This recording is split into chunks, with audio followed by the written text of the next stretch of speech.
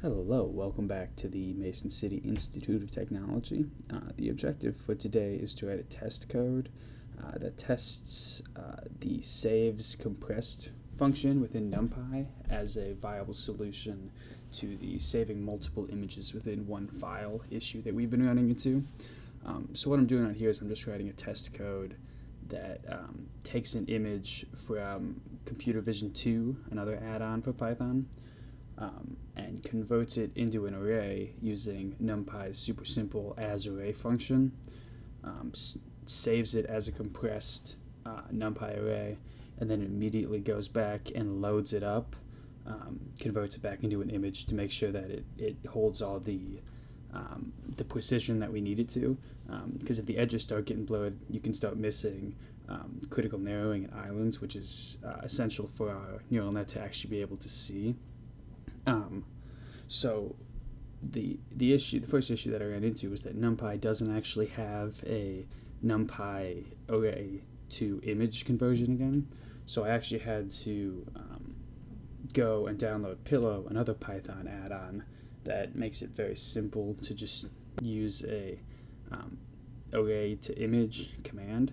You'll see real quick that I do a pip install on the fly in the middle of writing my code, so that I could use it. And then when the image pops up, you'll notice that the colors are a little bit off. However, the shape and the actual crispness of the image is still perfectly adequate for what we're using. This is totally okay because the color of the image does not matter for what we're actually using the application for. We just want to recognize the edges when we actually run through and pass an actual image that we're trying to use. It'll actually be black and white. So everything's looking good so far. What I need to do now is I need to write a loop that does this for multiple images and then stacks them up to actually test what we want to see if a multi-dimensional array can be saved and opened and actually used. So an issue that I ran into quite a bit was just syntax. My coding background comes from Visual Basic, which is a Microsoft coding language, and honestly, it's not that applicable to really any coding language. So when I want to do something with an array, I always have to go and Google and make sure I know I'm using the correct syntax. When I was doing this, I actually discovered that the stack function that I was planning on using to stack all my images on top of each other wouldn't work because my images are slightly different sizes. They range from 920 pixels to 950 pixels in one of their axes.